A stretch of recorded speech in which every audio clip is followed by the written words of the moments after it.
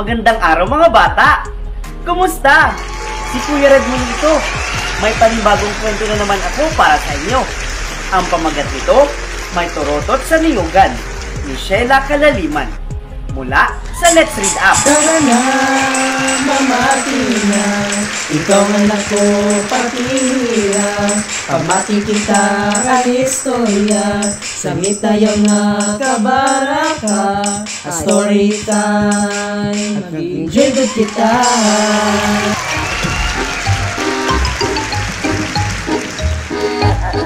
Si Tikboy ay anak nila Tatay Kanor na isang magsasaka at ni Nanay Auring na tagagawa ng walis tingting. Sila ay nakatira sa malayong lugar ng Sitio Kalubihan. Kung kaya, minsan lang sila makapunta ng bayan.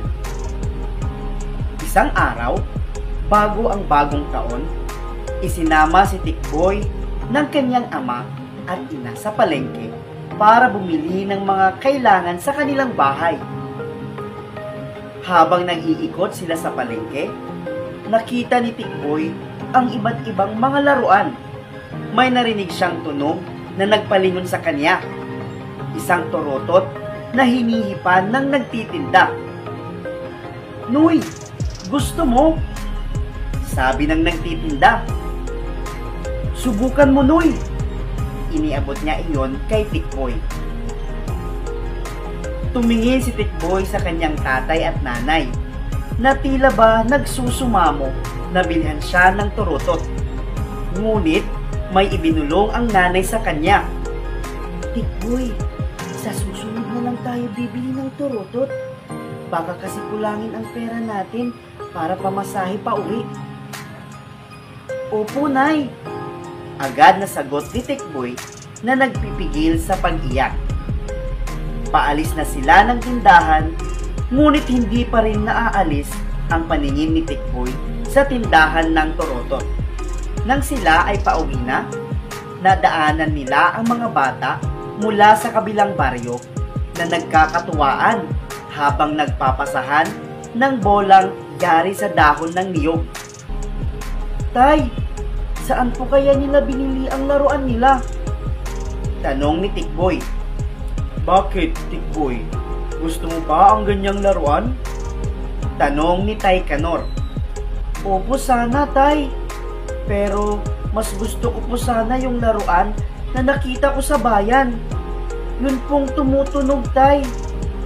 Gustong gusto ko po ang tunog ng laruan iyon." Sagot ni Tikboy. "Ah, ang turutot?" Nakangiting sagot ng ama.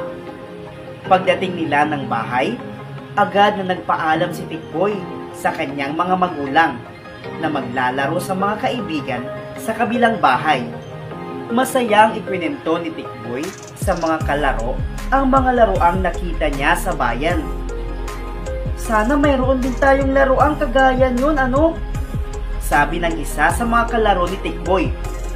"Sabi ni Nanay, bibilhan niya ako pagbalik namin sa bayan. Hayaan ninyo, pahihiramin ko kayo kapag nakabili na kami," pangako ni Tikboy.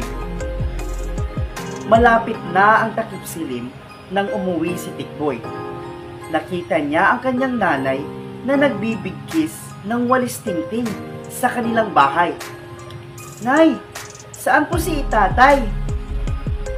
"Nangungulikta ng tuba ang tatay mo dahil takip silim na," sagot ni Nanay Auring.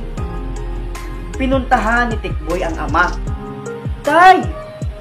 tawag niya sa ama. "Anak, nandito pa ako sa ibabaw ng niyog," sagot ni Tatay Kanor.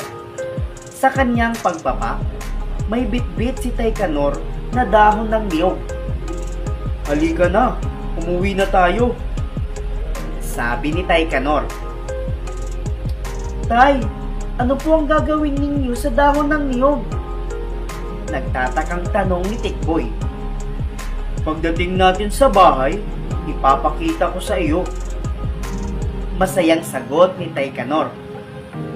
Pagdating nila ng bahay, agad na itinupi-tupi ni Tay Kanor ang dahon ng niyog.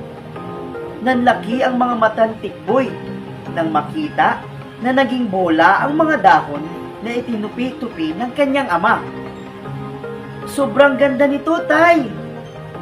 Sandali lang ha, may isa pa akong gagawin, anak.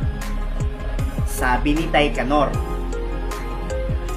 Pumutol ng isang maiksing dahon si Tatay Kanor at itinupi ito. Pinuluputan niya ito ng isa pang dahon hanggang sa lumaki ang hugis bilog nito at saka tinusukan ng tingting sa dulo. Heto na anak, natapos ko na ang isa. Sabi ni Tay Kanor habang inaabot ang dahon ng niyog kay Tikboy. Ano po ito, Tay? Tanong ni Tikboy. Ihipan mo, sabi ng kanyang ama. Nang hinipan ni Tikboy ang ginawa ng kanyang tatay, tumunog ito. Ang tunog ay kagaya ng turutot sa palengke. Ang saya-saya ni Tikboy. Tay, parehong-pareho po ang tunog nito sa turutot doon sa bayan. May turutot din pala sa niyogan. Oo anak, may bula pa nga eh. Sa katunayan, marami pa tayong maaaring magawa mula sa dahon ng niyog. Tugtong ni Tay Kanor. Pumalakpak si Tikboy sa sobrang tuwa. Tay, turuan niyo po ako para may laruan po kami ng mga kaibigan ko. Nang sumunod na araw, tinuruan ni Tikboy ang kanyang mga kalaro nang itinuro ng kanyang ama sa paggawa ng turutot. Maraming turutot ang kanilang nagawa at ipinamigay ito sa mga kapitbahay. Masayang sinalubong ng mga taga-sityo kalubihan ang bagong taon. Ang tunog ng mga turutot na ginawa mula sa dahon ng niyog ay malakas na naririnig hanggang sa karatig sityo. At dyan po nagtatapos ang ating kwentong May Turutot sa Niyogan. Bata, tularan natin si Tikboy na hindi namimilit na bilhin ang kanyang gusto at inuunawan niya na ang kanyang mga magulang ay hindi sapat ang pera para bilhin ang lahat ng mga gusto niya at nagpapasalamat siya kung ano ang kayang ibigay ng mga magulang niya. Maraming salamat sa inyong pakikinig. Magkita-kita muli tayo sa susunod na linggo. Paalam!